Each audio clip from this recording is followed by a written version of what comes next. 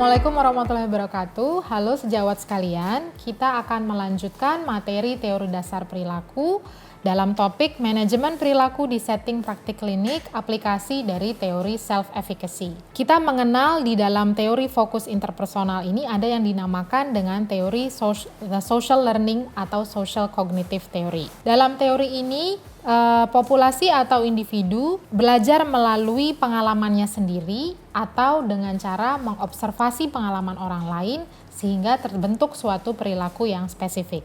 Apabila perilaku itu mendapatkan reaksi atau reinforcement, baik itu reaksi yang negatif maupun positif, itu akan menentukan apakah perilaku yang sama akan diulang atau orangnya tidak akan mengulang perilaku yang sama. Nah, di dalam teori social learning atau social cognitive theory ini ada dua konsep yang penting.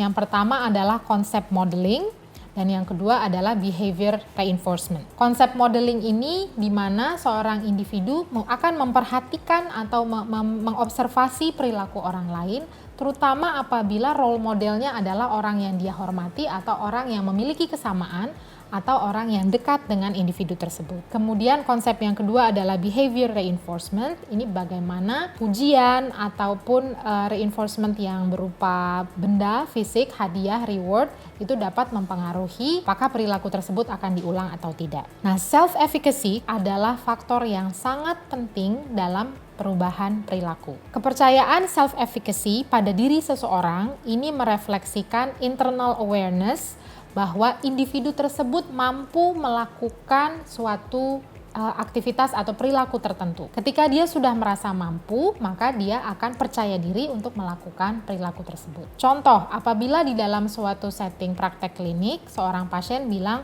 saya tidak bisa melakukan flossing seperti yang dokter contohkan, tidak tahu caranya atau belum bisa melakukan dengan cara yang sama. Nah, ketika kita mengidentifikasi seorang pasien berbicara seperti ini, maka kita sebagai klinisi harus meningkatkan kepercayaan diri dari pasien tersebut, self-efficacy-nya lebih baik sehingga perubahan perilakunya bisa terjadi secara permanen. Konsep self-efficacy sendiri didefinisikan oleh pengembangnya yang bernama Profesor Albert Bandura sebagai suatu rasa percaya di dalam seorang individu sehingga dia mampu melakukan tugas tertentu atau tugas spesifik tertentu dengan baik. Sense dari self-efficacy ini bermain peran yang signifikan dengan bagaimana seorang individu itu mampu menyelesaikan sebuah tugas atau mencapai suatu tujuan atau mengatasi suatu tantangan. Lalu Profesor Albert Bandura ini mengobservasi bahwa individu memiliki dua ekspektasi ketika dia melakukan sebuah tindakan tertentu. Dan tindakan baru akan terjadi apabila kedua ekspektasi ini ada. Yang pertama kita kenal dengan istilah outcome expectation. Outcome expectation ini apabila kita melakukan suatu tindakan tertentu, maka outcome ini akan tercapai. Ketika seorang individu yakin hal ini akan terjadi, ini yang dinamakan dengan outcome expectation. Yang kedua adalah efficacy expectation. Efficacy expectation ini adalah rasa percaya diri seorang individu tersebut mampu melakukan tindakan itu hingga selesai dengan baik. Nah, ketika sudah ada outcome expectation dan efficacy expectation, baru sebuah perilaku itu bisa terjadi. Nah, kenapa self-efficacy ini penting? Self-efficacy ini penting karena dia bisa kita gunakan untuk memprediksi tindakan atau memprediksi perilaku seorang individu. Dan yang kedua, konsep self-efficacy ini bisa kita gunakan untuk mengontrol emotional response yang akan muncul setelah seorang individu melakukan suatu tindakan spesifik tertentu. Secara diagram, maka kita bisa lihat di sini seorang individu ketika dia memiliki outcome expectation, dia tahu apa yang akan terjadi jika dia melakukan suatu perilaku tertentu. Dan ketika dia sudah memiliki rasa percaya diri untuk mampu melakukan perilaku tersebut, maka ini dinamakan sebagai efficacy expectation. Nah, ketika keduanya sudah ada, maka seorang individu akan melakukan perilaku yang diinginkan atau perilaku yang diprogramkan oleh dokter gigi yang mengarahkan. Self-efficacy dari tinjauan teori adalah seberapa yakin pasien itu memiliki kemampuan untuk melakukan tindakan tertentu yang akan meningkatkan atau menjaga kesehatan gigi dan mulutnya sendiri. Apabila kita menilai tingkat efikasi kita mampu mendesain intervensi psikoedukasi sehingga pasien tersebut akan memiliki self-care atau kemampuan menjaga kesehatan gigi dan mulut yang lebih baik. Dari tingkatannya, self-efficacy ini ada dua. Yang pertama adalah general self-efficacy. Ini bagaimana seorang individu memiliki kecenderungan untuk melakukan suatu perilaku. Dan yang kedua adalah task specific self-efficacy. Ini bagaimana seorang individu memiliki kemampuan atau kepercayaan diri untuk melakukan suatu perilaku yang spesifik, yang sangat rinci jenis perilakunya. Dari berbagai studi, salah satunya yang dilakukan oleh Stewart tahun 1997, telah dibuktikan bahwa tingkat self-efficacy atau self-efficacy score ini berhubungan dengan indikator self-care seperti brushing frequency atau frekuensi menyikat gigi, flossing frequency, kemudian frekuensi kunjungan ke dokter gigi, dan tingkat pengetahuan tentang kesehatan gigi dan mulut seseorang. Pembentukan self-efficacy sendiri itu dibentuk dari 4 pengalaman. Yang pertama, kita kenal dengan enactive mastery experience. Di sini, seorang individu berdasarkan pencapaian personal atau pengalaman sukses sebelumnya akan meningkatkan ekspektasi kesuksesan dalam tugas berikutnya yang serupa.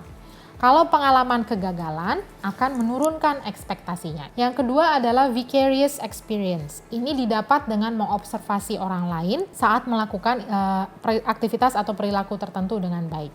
Ini yang terkait dengan konsep modeling atau learning by observing. Kemudian sumber yang ketiga adalah verbal experience. Jadi dalam setting praktek itu kita bisa menggunakan sugesti sebagai alat untuk memimpin individu menjadi percaya bahwa dia mampu melakukan tugas tertentu. Yang keempat adalah psychological dan affective state. Ini keadaan fisiologis atau emosional individu yang akan mempengaruhi tingkat self-efficacy. Bagaimana kita mengaplikasikan teori self-efficacy ini di dalam setting klinik atau komunitas? Pertama, kita harus mendesain bagaimana cara belajar individu atau komunitas sehingga dia bisa melihat atau mengobservasi orang lain melakukan perilaku tersebut dengan baik. Kita bisa pilih yang menjadi contoh seseorang yang memiliki kesamaan latar belakang dengan individu atau komunitas yang sedang kita didik. Yang kedua, pada saat proses pembelajaran, gunakan learning activity atau kegiatan pembelajaran yang sifatnya experience learning. Jadi mereka melakukan sendiri. Kemudian yang ketiga, gunakan kesempatan saat mengedukasi, membuat penonton mengobservasi orang lain melakukan perilaku yang diinginkan, identify siapa role modelnya yang tepat dan memiliki dampak pada individu atau komunitas tersebut, berikan reinforcement berupa pujian atau reward sehingga kecenderungan untuk mengulang perilaku tersebut ada, dan yang terakhir adalah emphasize atau garis bawahi capability, kemampuan, dan kekuatan dari perilaku yang sudah dilakukan oleh individu tersebut. Kurangi atau minimalisir negative reinforcement. Ada beberapa kuesioner yang bisa kita gunakan untuk mengukur tingkat self-efficacy. Salah satunya adalah Self-Efficacy Scale for Self-Care atau kita kenal dengan SASS, dan Self-Efficacy Scale for Maternal Oral Care yang kita sebut sebagai kuesioner SESMO. Kedua kuesioner ini memiliki 3 domain terkait perilaku menyikat gigi, pola makan, dan kunjungan ke dokter gigi. Kuesioner ini menggunakan jawaban Likert Scale dari skor 1 sampai skor 5, sehingga skor minimumnya adalah 15 dan skor maksimumnya adalah 75. Kita bisa menentukan tingkat self-efficacy menggunakan 2 alat ukur ini. Dan yang terakhir adalah ada 6 langkah untuk meningkatkan self-efficacy seseorang, terutama dalam setting klinik atau setting komunitas.